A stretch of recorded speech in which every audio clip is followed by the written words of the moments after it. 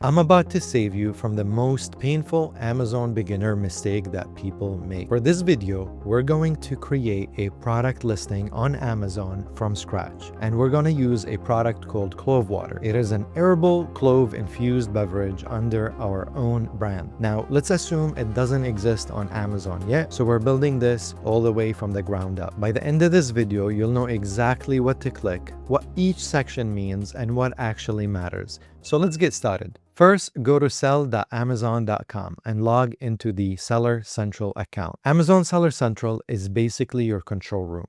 This is where you manage your products, your prices, your inventory, and that's where you ship everything from. If Amazon is the store, Seller Central is the manager's office in the back. Once you're inside, go to the top left corner, click the three lines, click Catalog, and click Add Products. You might also see an Add Products button on the home page. Either way takes you to the same place. Now you're going to see two main paths. This is really important. Path one is if you're selling a product that already exists on Amazon. That's usually wholesale or arbitrage. You search for the product, click it, and attach your offer. You don't have to create the photos, you don't have to create the title, and you definitely don't have to create the bullet points. You're just competing on price and fulfillment. Path 2 is what we're doing today. We're creating a new listing for a brand new product. Since we're assuming clove water doesn't exist under our brand yet, we're going to choose create a new listing or a blank form and click start. Before we fill out anything, let's pause for a second. On this page, Amazon is going to quietly mention products that require approval and compliance. This is Amazon warning you that some categories or some products are restricted. Some products require testing documents, some require invoices or certificate of analysis or safety certifications. And the dangerous part is this. Sometimes Amazon won't block you immediately. You can create the listing, everything looks fine, then days later or even weeks later, they ask for documents. If you don't have them, your listing gets shut down. So the rule that I like to give to beginners is that check compliance early before ordering any inventory. But now let's move to product identity. The first field is the item name. This is your title. Now let's keep this simple because Amazon is a search engine. When someone wants something, they type words into the Amazon search bar. Those words are keywords. If your listing uses the same words that customers type into the search bar, Amazon understands your product matches that search. If your listing doesn't use those words, then Amazon doesn't know when to show you. So before typing your title, we need keyword data. Now, if this is your first time doing keyword research, you might be wondering how you figure out what customers are actually searching for. This is where a tool like Helium 10 comes in. Helium 10 is basically an Amazon research tool. It helps you see what customers are actually searching for on Amazon instead of you trying to guess. Inside Helium 10, there is a feature called the magnet tool. Magnet is a keyword tool. You type in a basic phrase and it shows you related search terms along with real research market data. Inside the magnet tool, let's type clove water. You will see a list of related searches. For example, you might see phrases like clove water drink, clove-infused beverage, herbal clove tea, or simple variations depending on demand. Now, here is how you think like a beginner but act like a pro. You're not just looking for the biggest number, you're looking for relevant keywords that actually describe your product. If someone searches clove tea, and your product is technically not tea but a bottled herbal drink, for example, you decide whether it makes sense to include that term. Here's the secret that nobody talks about. I actually use the magnet tool to find the product ideas first, and then I use the search volume to validate the demand. I check Amazon if there is a gap in the market, if somebody is selling this product or not, and this way I can stand outside of the competition. I made a whole video talking about how I do product research. Make sure to check that out. But now let's build the title. A weak title would be just by placing clove water, and that tells Amazon almost nothing. But a strong beginner-friendly title could be clove water, premium herbal infusion, whole cloves, antioxidant blend for hydration and overall wellness, all natural, zero sugar, and caffeine free. It is clear, it includes primary keywords, and it still reads naturally. That's the goal here. Next is going to be the product type and category. Think of categories like choosing the aisle in a supermarket. If you put clove water in the pet food aisle, then customers won't find it. And Amazon may auto-suggest a category, but you should check competitors' listings first. When you type clove water, what products are showing up, what category are they under, and you could use a similar category. If similar herbal beverages are under grocery and gourmet or food beverages, that's likely correct, and you can place your product under one of those categories. Category affects visibility and also fees, so don't rush this. Next is variations. Variations are different versions of the same product, so this could be different sizes, flavors, pack counts, and if you only have one size or no variation of the product, leave it unchecked. If you plan to sell different sizes, colors, or flavors later on, you can structure variations later. Next is going to be brand name.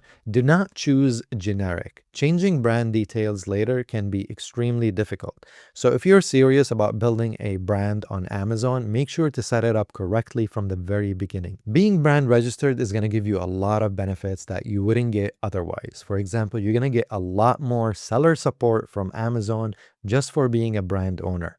Another thing is that your listing can look a lot more premium because being brand registered allows you to add A+ content, and that is basically like having a mini website on your listing towards the bottom. And most importantly, it also allows you to have a storefront on Amazon, and it just makes you look like a more legit brand owner. Now we get to external product ID, which is usually the UPC. And UPC stands for Universal Product Code, and it's simply the barcode like the one that gets scanned at the grocery store checkout. If you're selling your own branded product instead of reselling someone else's brand, which is commonly known as retail arbitrage, you need to buy your own UPC because no one else has created one for your product yet. And I would recommend to buy it from GS1.org. When people say buy a barcode, this is where legitimate companies get theirs from. Amazon checks barcode legitimacy against the GS1 database. Cheap third-party barcodes that you find on random website can cause problems later because they may not be registered properly under your brand. Make sure that your UPC barcode is registered using the same title or name of your product, or you might face some challenges with Amazon later. So enter the UPC, select the correct option, and click Next. Now we move to description and bullet points. Product description is the longer paragraph section. This is where you explain your product clearly. You talk about what it is, who it's for, and why it matters. This is where ChatGPT can really help, but use it very smartly. Instead of just saying write a description, give it a clear direction. For example, write a clear Amazon description for clove-infused herbal beverage that is targeted at adults who enjoy natural and herbal drinks. I would also recommend to ask it to avoid any medical claims, and the reason I'm saying that is because Amazon has some regulations on how you make some claims about your product. So for example, if your product has some health benefits and you say it in a way that sounds medical or it violates Amazon's regulations, they can suppress your listing. Once ChatGPT gives you that copyright of your product listing, then you can edit it and simplify it. But make sure that it sounds human and it sounds natural and it sounds authentic to your product. Now let's jump into bullet points. And bullet points are what most people or most shoppers read first. Do not make your bullet points super long. People do not want to read essays. And here's a key point. Allow each bullet to answer one simple question. And here are 5 questions to consider for each bullet point. What is this? Why should I care? How do I use it? What makes it better? And what exactly do I get? For clove water, one bullet point could focus on the herbal infusion, one could focus on taste, one could focus on the clean ingredients, and one could focus on daily routines. And while writing them, while you're creating your listing, you should naturally include keywords that you found in Helium 10. Those are high search volume keywords, not stuffing them or repeating them. Just allow them to flow naturally. And now let's jump into images. Here's the thing. Your main image must follow Amazon's rules. So it has to be pure white background and just the product, no text and no graphics. Your secondary images are where you educate visually. Show the product in someone's hand for scale, show the ingredients, show lifestyle. And the goal here is that even if someone doesn't read your description or your bullet points, they understand your product just by looking. Next is product details. Here, you're going to fill things like ingredients, dimensions, the weight, country of origin, storage instructions. And for a beverage, you want to try to be as accurate as possible. If Amazon later asks for documentation, or when you send your inventory in, they usually do a unit assessment to make sure that the dimensions match or the weight matches. Amazon is going to check once you send those products, but it should be close enough. Now let's move to the offer tab. This is where you tell Amazon how you actually want to sell the product. You're going to see something called the SKU. Now the SKU stands for stock keeping unit. Don't let this term scare you. It's simply your internal tracking name for the product. Think of it like giving your product a nickname inside your own system so you can stay organized later. And the customer never actually sees this. This is just for you. Right below that is the quantity. This is how many units you currently have available to sell. If you're sending your inventory to Amazon using FBA, this number will update automatically once your inventory arrives at their warehouse. And you don't have to enter anything right now. Then comes pricing. This is where beginners either get too emotional or too aggressive. Pricing doesn't need to be very tricky.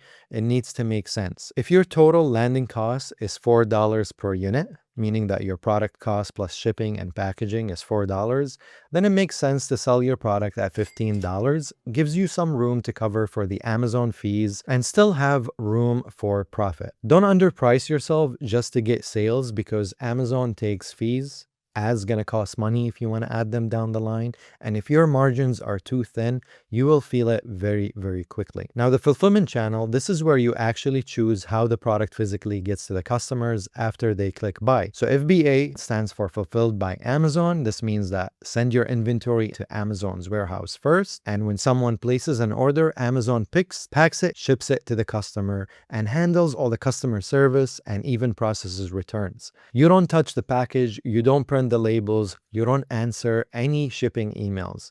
And because Amazon is handling the shipping, your listing can become Prime eligible, which builds trust and usually increases your conversion because shoppers on Amazon love Prime shipments. FBM, on the other hand, stands for fulfilled by merchant. That means you keep the inventory with you, and every time someone places an order, you pack it yourself, print the shipping label yourself, and ship it out yourself. You're also responsible for handling customer service related to shipping and returns. For most beginners who want to build something scalable and not spend their days packing boxes, FBA is usually the cleaner path, and it allows you to focus on growing the brand instead of running a mini warehouse operation from your home. Now here's an advanced beginner tip that actually matters. Amazon sometimes gives new listings a temporary visibility boost. People call this the honeymoon period. If your listing goes live with bad photos and a weak copywriting, you waste that early exposure. If needed, use the offer release date to delay going live until your listing is fully optimized and looking premium. Also, do not leave max order quantity at 0. That allows unlimited purchases. And if something goes wrong with a coupon, one buyer could wipe out your inventory in a single order. So make sure to set a reasonable max order limit, or make sure to update that if you're adding any coupons or special offers. Next is backend search terms. There are a hidden keywords field that customers do not see. Amazon allows you to do this, and think of it like extra information you're giving Amazon behind the scenes to help it understand your product better. For example, if there were relevant phrases that you couldn't naturally fit into your title or bullet points without making them sound awkward, you can place them here instead. The goal isn't to stuff random words. The goal is to help Amazon connect your product to more relevant searches. Make sure to not repeat the same words over and over again or add unrelated keywords just to try to get traffic. Try to keep it relevant, clean, focused on the product. Finally, the last part that we are going to get to is safety and compliance. This is where Amazon checks whether the product meets certain rules and regulations or it's hazardous in any way. So some categories are simple, but others require documentations or testing reports or approval before you're allowed to sell. Inside Seller Central, Amazon has something called the Compliance Self-Assessment Tool. This tool lets you search your product type and see if any documents or certifications are required. Think of it like a checklist that tells you, yes, you're clear, or no, you need to do more paperwork first. For example, if clove water falls under specific food regulations, Amazon might require details about the ingredients, labeling standards, or facility registration. You need to know this before you send inventory to a warehouse. Because once your products are manufactured and shipped, fixing compliance issues becomes expensive and stressful. So don't skip this test. It only takes a few minutes to check and it can save you from a very costly mistake. Once everything is filled correctly, click submit, wait for your listing to appear in manage inventory. And remember, creating the listing is just the foundation. After this comes reviews, advertising, optimization, and scaling. If you want a step-by-step mentorship beyond just filling out forms, that's what we cover inside the Passion Product Accelerator program. We guide you from finding a valid product idea to launching your product on Amazon. And if you want your listing to look professional from day one, FBA Creatives can help with images, copywriting, and keyword research. But for now, your job as a beginner is simple. Slow down, create the listing first, check compliance, use data for keywords, set up fulfillment properly, and avoid the mistake that costs people money before they even start. That's how you create an Amazon listing the right way. Thank you for watching, and I will see you in the next video.